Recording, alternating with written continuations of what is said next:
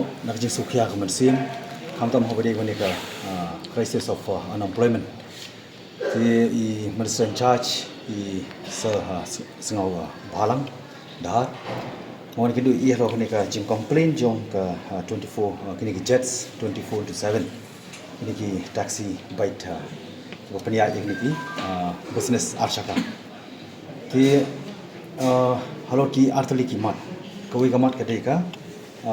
ka license and on license ken mau ko manong ba ka jets 24/7 kamde ba kalong persya yak ti riders para riders ndek kilong persya kalong kawai company bar kawai company ka jigile ka de kawai company bar kawai company mo namar ka jets 24/7 ka along kawai ka company ka ba aikam nam ta ki kon samla ti kawai ka dinam ta ki license on license kini license on license kalong ba menta lai pulai teliki lai pulai banai kamut jan ar sinam steng ti kajing complain jong ka jets kalong very valid kawai namar ba ka license nakaliang jong ka jets kayo of nam arjar arpo arjar pulai arjar pulai layo ka license bagian yo man operate ya kanika kajing kamai arsaka ti kajing kali menta apa kalong ba kini ki wei pat ki ba penongkam illegal operators mo kita ki aggregators ki bamde ki aggregators ki nong ki belongkum ki aggregators ni tip bagi company mo ki bawa wan sengkam ba thau kam kumno ban yarap nam ta ki khon samla manlai na frustration manlai na ta ka jinglong kodlat jo ki khon samla ki kata de ko wi ki jingkali ko bangaru kum local mali kani ka 24 jets into 7 jets into 24/7 kadi ka ba establish po constituency jonga Tika mende ba ngadi lokal mali nga siwan tamban tuklar iki. Ringa sunday ban tuklar. Nama ba kredit ban ya nakawai ka por sui ka por kredit ban ai city sa minister ko damburom singau bahalang dahar bari transport minister bari ru jo por deputy chief minister ti kanika subject the issue concern over the illegal operations of unregistered aggregator within the state. Kani gede how Karsau terik arja arpulai. Karsau terik arja arpulai. Di continuously kita follow up yang ni ka city complaint ke jongki. Tapi I biang reminder saya minister deputy chief minister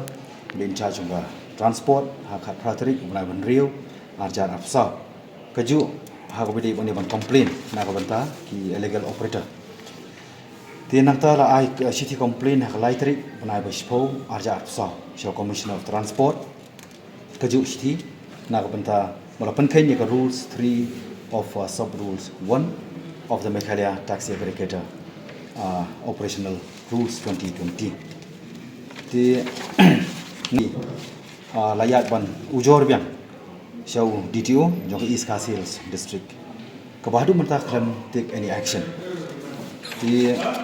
but I wrote a city complaint show chief secretary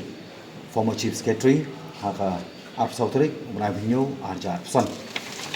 di bala I wrote a city complaint show commissioner secretary Bari Sanjay Goyal di hadu mentah kini susnap kalong ba kimlong respond kim shamla jubab ya ka complaint jong di 24/7 kalong gumba on the mind yaki kan ni kita teristom kan ni dang le stom ngono banyarap support the government nomor nitip pemerintah ba kumusyon at very present there is no more that we can give hope for our beloved youth regarding the government job mo nginum la syu manai jingkar kalong saturated matang hab yang joki kja tinrai ke jingkali pa kalong ba belai du matang isha illegally ban operate